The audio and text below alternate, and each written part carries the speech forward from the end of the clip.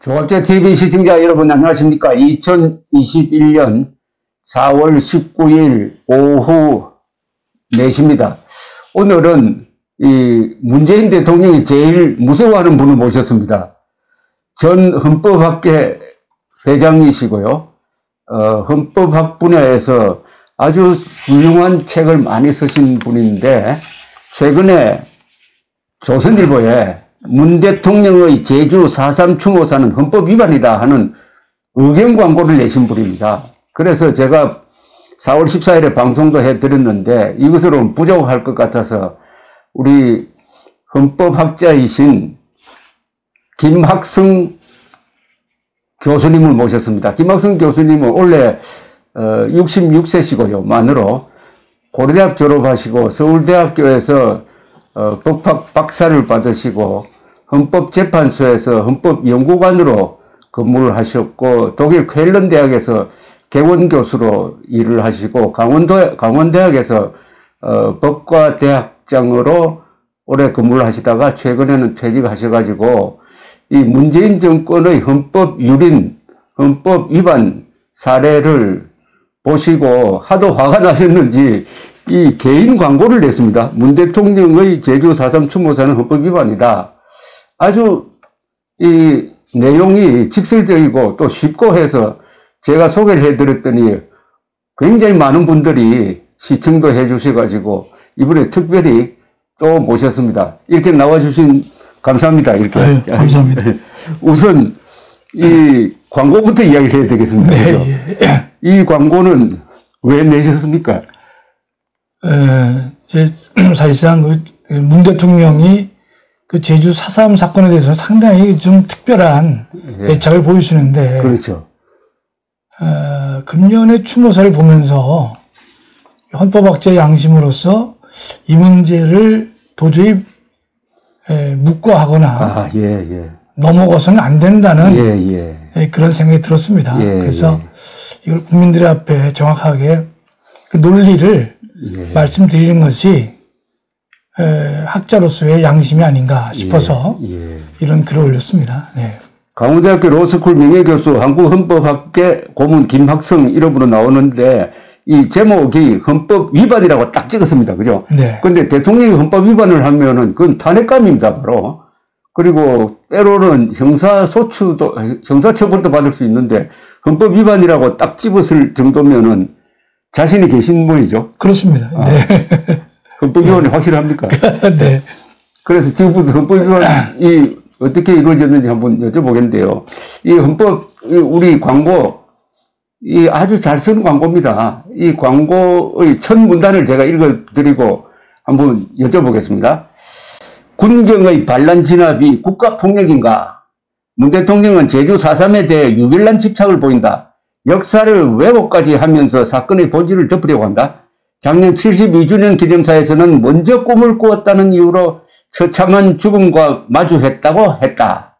대한민국 건국의 반기를 들고 조선민주주의 인민공화국의 설립을 지지한 반란 세력에 대한 더할 나위 없는 찬사다. 금년기념사에서는 남로당의 반란 폭동을 진압한 군경의 진압을 국가폭력으로 보고 있다. 이는 대한민국의 정체성을 부정하는 것으로서 자유민주적 기본 질서에 대한 중대한 도전이다. 이 무시무시합니다. 좀 설명해 주시면 좋겠습니다. 그 이제 방금 읽으신 대로 작년에 그 추모사를 보면 먼저 꿈을 꿨다는 이유로 제주는 처참한 죽음에 직면했다 이렇게 하셨는데 통일을 꿈이라고 그랬죠? 네, 그것도 그렇습니다. 뭐 잘 아시다시피 이 4.3 사건은 외형적으로는 통일이라는 말을 썼을지 몰라도 실제로는 조선민주주의 인민공화국을 창설을 지지하고 대한민국의 건국을 반대하는 사람들이다. 그건 상당히 분명한 사실이거든요. 그렇기 때문에 그 주모자인 김달삼 이런 사람들이 지금 이북으로 넘어가서 소위 그 해주 선거라고 하는 그 이 조선민주주의 인민공화국 위원회를 창설하는 그 선거에 관여까지 한 사람이지 않습니까? 그랬는데 우리 문 대통령께서는 상당히 미화를 하셨어요. 먼저 꿈을 꾼 자다. 그래서 그것도 참 국가 반란 세력에 대한 더할 나위 없는 칭찬인데 그렇죠. 그것도 야, 참 안타깝다 이런 마음을 이제 지녔었는데 예. 올해 됐다 이거죠. 올해는 정확하게 한 2걸음을 더 나가졌어요. 2걸음을 더 나갔습니까? 네, 그래서 그 진압하는 군경을 국가 폭력이다라고 해서 역사를 정면으로 왜곡하고 위반을 했다 이렇게 보는 것이죠. 지금 이제 대표적인 사례가 현재 버마에서 있지 않습니까? 미얀마에서. 미얀마를 보면 지금 근데 그 미얀마 국민에 대해서 군경이 지금 총을 쏘고 있단 말이죠. 그렇죠. 그러면 그런 행위는 국가 폭력이죠. 그게 국가 폭력이죠. 미얀마가 국가 폭력. 그렇습니다. 그런 이게 일을 행한 사람은 정말 공소시효를 우리가 배제하더라도 그건 엄중히 처벌해야 옳다. 지금 그 상황인데 지금 우리 4.3 사건은 그게 아니지 않습니까? 그렇죠. 대한민국 건국을 반대하고 부정하는 세력에 대해서 군령이 진압을 했는데 그렇죠. 진압 세력을 국가 폭력이라고 하면서 마치 그 국방부 장관과 경찰총장까지 데려와서 앉혀놓고 그래서 저희 국민들에게 이게 보여지면서 하고 있는데 정말로 그것은 우리가 헌법 교수로서 이거는 아니다. 그런 생각을 많이 하게 됐습니다. 그러니까 학자적 양심으로서는 도저히 가만히 있을 수가 없었다. 그렇습니다. 이런 말씀이네요. 네. 그러니까 여기 쓰여지신 대로 1948년 5월 선거를 하는데 이 선거가 대한민국을 건국하기 위해서 국회를 구성하기 위한 선거를 하는데 그 선거를 방해하기 위해서 1948년 4월 3일 남노당이 무장폭동을 일으킨 거 아닙니까? 그렇습니다. 그런데 그 무장폭동을 무슨 통일을 꿈꾼 것 같은 것처럼 미화한 것도 문제고요. 이번에 플러스 그 다음에는 이들을 진압하는 행위를 군대와 경찰이 더구나 희생을 감수해가면서 진압을 한 행위 자체를 이 옥석을 가리지 않고 국가폭력이라고 그냥 규정을 해버린 것은 이 자체가 자유민주적 기본질서에 대한 중대한 도전이다. 자유민주적 기본질서는 대한민국 헌법의 최고 규범이다. 이렇게 지금 시작을 했습니다. 그 자유민주 기본질서를 조금 더 제가 부연 설명을 해드리겠습니다. 우리 헌법은 헌법 전체를 보면 민주주의라는 용어가 있고요. 자유민주주의라는 용어가 있습니다. 근데 일반적으로 다 민주주의라는 말을 쓰는데요. 우리 헌법 딱 2군데에서만 자유민주주의라는 말을 씁니다. 언제 쓰는가 하면 헌법 전문을 보면 자유민주적 기본질서를 더욱 공고히 하다 그랬습니다. 그때만 자유를 더 썼습니다. 또 하나는 우리 헌법 총강에 보면 이제 통일조항이 나옵니다. 그 통일조항을 보면 그렇죠. 통일을 민족 간에 그냥 무조건 그 통일이 돼서는 안 되는 것이고 두 가지 조건을 달았거든요. 자유민주적 기본질서에 입각하여 그랬습니다. 평화적 통일. 평화적 통일을 했지 않습니까? 그렇죠. 그러면 우리 뭐 역시 우리 조 선생님 대가답고 다 아시네요.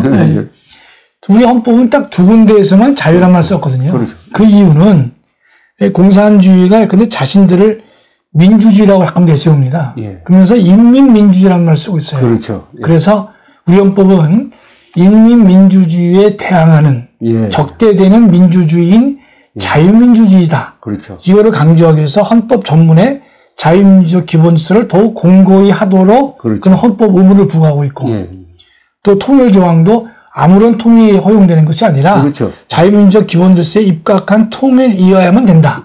이렇게 하고 있단 말이죠. 그렇다면 지금 이번에 문재인 대통령의 그 추모사를 보면 대한민국의 정체성을 지금 예컨대 부정한 것이죠. 정체성이라는 말과 우리가 정통성이라는 말을 좀 구별을 좀 할 필요가 있는데요. 정체성은 오늘을 묻는 거거든요. 그게 무슨 뜻인가 하면 현재 대한민국의 본질이 뭐냐. 앞으로 대한민국은 어떠한 이념과 가치를 가지고 나아갈 것이냐. 그 본질을 묻고 있다는 말이죠. 그러면 대한민국은 자유민주적 기본질서를 더 공고히 하도록 했단 말이죠. 정통성은 우리 대한민국의 과거를 묻는 것이거든요. 그러니까 우리 대한민국은 뭐 땅에서 그냥 솟아난 것이 아니라 우리 1919년에 만들어진 임시정부의 법통을 우리가 계승했다. 또 임시정부는 이 3.1 정신으로부터 나온 것이다. 그런 정통론을 우리가 따지게 된 것이죠. 반면에 아시다시피 북한은 김일성의 만주 항일 투쟁을 나름의 정통성 근거로 삼고 있지 않습니까? 그렇죠. 따라 우리는 거기에 정통성 근거를 삼고 있고 우리의 본질은 대한민국은 이러한 이념과 가치를 지향해야 된다. 그 정체성이 있음에도 불구하고 우리 문 대통령의 발언은 우리의 가장 국가의 본질인 정체성을 좀 정면으로 부정하고 있다. 이렇게 봐야 될 것입니다. 그러니까 왜 대한민국 정체성을 부정하냐 하면은 이 세습 독재로 전락한 이른바 조선민주주의 인민공화국 설립을 지지하고 대한민국 건국을 막기 위해서 무장폭동한 것을 통일을 꿈꿨다라고 미화함으로써 대한민국의 자유민주적 기본 질서를 부정을 했다 이것이죠. 그렇습니다. 그게 바로 정체성 부정입니다. 자유민주적 기본 질서에 대한 중대한 도전이라고 하신 말씀은 아까 말씀드린 대로 헌법 전문에 자유민주적 기본 질서가 있고 헌법 제4조에 있는 대한민국은 자유민주적 기본 질서에 입각한 평화적 통일을 추진해야 한다는 그 두 조항 헌법 4조 위반입니다. 그죠? 그렇습니다. 전문가, 헌법 전문가 헌법 4조 위반 이렇게 보면 됩니까? 특히 4조는 이제 이건 통일 문제하고 조금 좀 거리가 있기 때문에 정확하게는 헌법 전문에 대한 명백한 위반이다. 그렇게 보겠습니다. 나중에 또 언급하겠지만 또 헌법 66조에 또 위반이 되는 것이죠. 66조는 대통령의 책무입니다. 대통령의 책무는 영토의 보전, 국가의 독립, 그다음에 국가의 계속성, 헌법 수호. 그렇습니다. 그리고 평화적 통일을 위한 노력, 뭐 이거죠. 그렇습니다. 45개죠. 거기 보면 이제 국가의 계속성이라는 말이 나오는데 지금의 이런 문 대통령의 추모사는 국가의 계속성을 유지해야 되는 대통령의 헌법상 책무에 저촉된다 이렇게 봐야 되겠습니다. 국가의 계속성은 자유민주적 정치 체제, 시장 경제적 경제 체제로 구성된 그 국가의 제도를 계속 가져가야 되는데 이걸 부정하면 안 된다. 그렇습니다. 저는 정통성, 정체성 플러스 하나 또 민주적 정당성이라는 말도 성립되지 않을까 생각이 드는데요. 우리 대한민국은 북한은 헌법이라든지 모든 체제가 스탈린의 시나리오에 의해서 만들어진 나라인데 우리는 선거를 통해서 유엔 감시하의 선거를 통해서 이루어진 국회가 헌법을 만들고 그 헌법이 대통령을 뽑고 해가지고 정부를 구성하는 그런 절차를 밟았으니까 이것은 민주적 정당성이 있는 거 아닙니까? 그죠? 더구나 여기다가 플러스 하나 국제적 공인까지 받았습니다. 1948년 12월 12일 유엔 총회가 대한민국은 공정한 선거를 통해서 이루어져서 성립되었으므로 한반도 전체의 유일한 합법 정부다. 그렇습니다. 민주적 정당성 그리고 민족사적 정통성에다가 그 다음에 자유민주적 정체성, 정당성, 정통성을 다 가진 나라가 한국인데 이게 문재인 대통령에 의해서 그것이 훼손되었다. 이런 취지로 이 광고를 하셨습니다. 그리고 여기 이제 그 다음 두 번째가 이제 강론으로 나오는데 이 광고, 지난 4월 14일 우리 김학성 교수님이 이 학자적 양심으로 도저히 가만히 있을 수 없다고 해가지고 이 조선일보 사설면 밑에 의견 광고 낸 걸 지금 말씀드리는데요. 두 번째 문단은 이렇습니다. 헌재는 전원일치의 의견으로 제주 4.3의 본질을 공산 무장 세력의 반란이라고 하였다.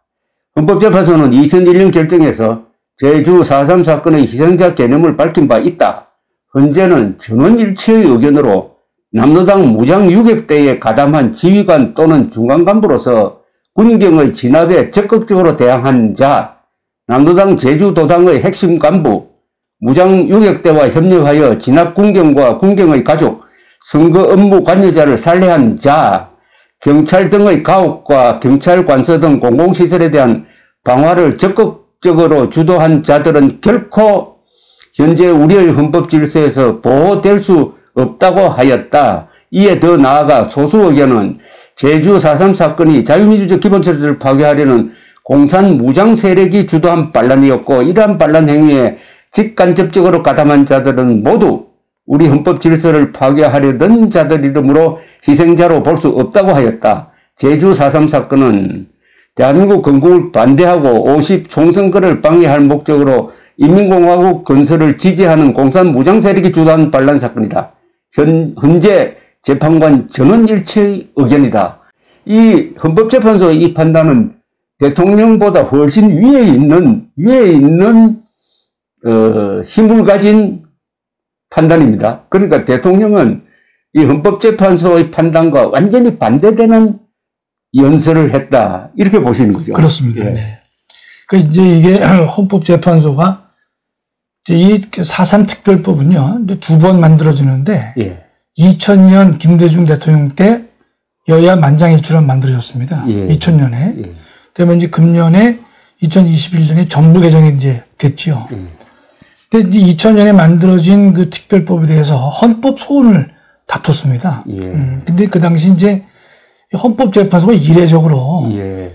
이건 소송 요건이 안 되기 때문에 각하돼야 해서 각하를 내렸는데 예. 이례적으로 본안에 대해서 일부 판단을 한 것이 이 내용입니다. 예. 누가 그러면 헌법 소원을 했어요? 근데 그 당시 이제 뭐 유족이라든지 여러 뭐 다른 여러 다양한 사람들이 냈는데 예, 알겠습니다. 헌법재판소는 이것은 낼 수 있는 자격이 안 된다. 그래서 각하가 된 거거든요. 했는데, 예. 그럼 이제 그걸로 끝나야 되는데 그때 각하를 하면서 이례적으로 이런 내용을 합니다. 그래서 뭔가면 4.3 사건의 희생자가 누구냐? 희생자 개념을 밝힌 겁니다. 그걸 정확하게 이제 헌재가 밝히고 있어요. 근데 사건의 본질은 아홉 분 모두가 다 공산 무장 세력의 이 반란이다. 그렇죠. 그는 뭐 일치된 의견입니다. 9명의 대법관 말입니다. 아니, 헌법재판관. 헌법재판관입니다. 전원이 전원 4.3 사건의 본질은 9대 0입니다. 9대 0이죠.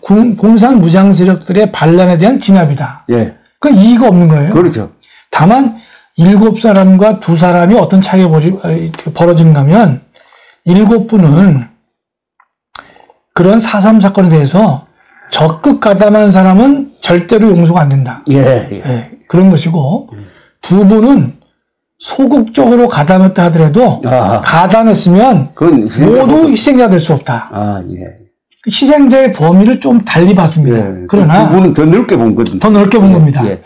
근데 그러나 사건의 본질은 공산 무장 세력의 그 반란이고 폭동이었다. 그거는 9분이 일치되게 의견을 개진했거든요. 다툼 여지가 없습니다. 그럼 여기서 우리가 왜 7분과 2분이 견해가 다르냐?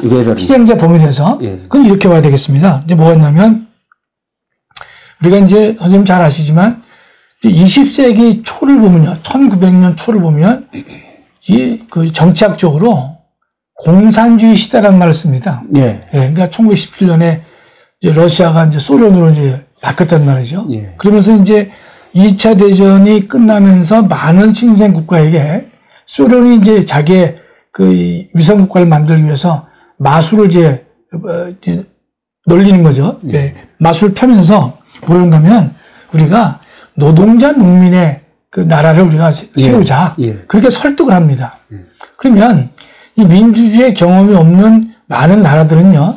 그 말에 귀가 솔깃할 수밖에 없습니다. 그렇죠. 그래서 우리나라도 그 해방 전국에 45년부터 48년 사이에 보면 우리나라도요, 이 자유민주주의를 지지하는 분이 한 20%밖에 안 됐습니다. 그렇죠.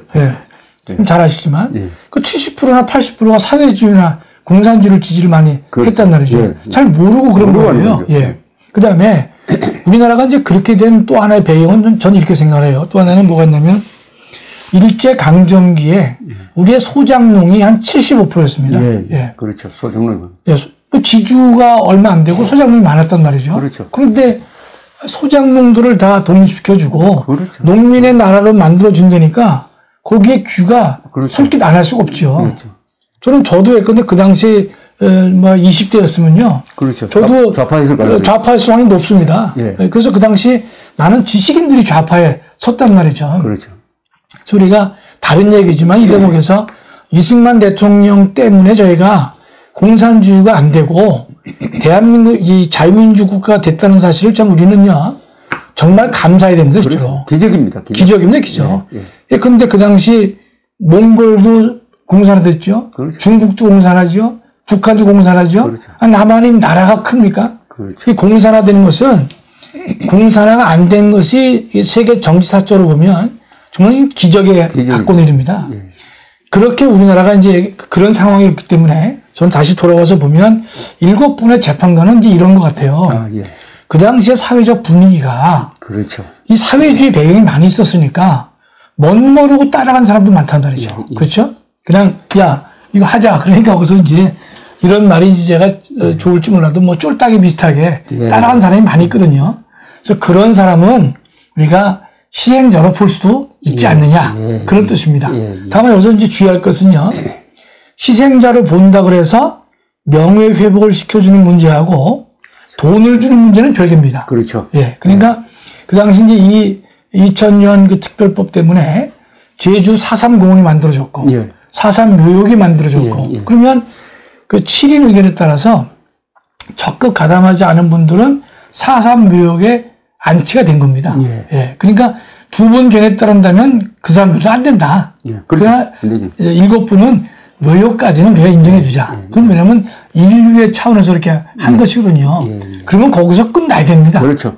금전적 보상은 안 돼요. 네. 다 끝나야 됩니다. 그런데 21년에 와서 지금 이 문제를 뒤집어 가지고 개념 자체도 바꾸고 그 다음에 적극 가담한 사람, 소극 가담한 사람 불문하고 명예회복은 이제 이미 했지만 돈까지 주려고 한단 말이죠. 그래서 저는 야 이건 정말로 우리가 국가적으로 심각한 것이다.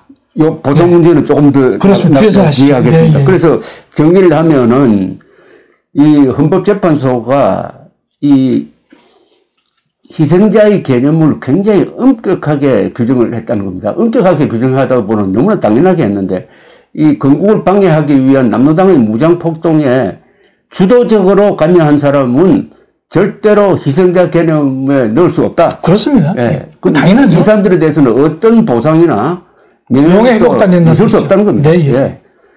그 정도가 아니라 그 다음에 2분은 9명 중에 7분은 그렇게 다수 의견을 냈고 2분은 그게 플러스 알파를 해가지고 직간접으로 가담한 사람들은 다 희생자로 볼 수 없다. 관여자 모두 안 된다는 거죠. 그러니까 네, 직간접으로 가담한 사람들도 희생자로 볼 수 없어가지고 명예회복 대상이 안 된다. 이러면 이제 더 범위가 커지죠. 그렇습니다.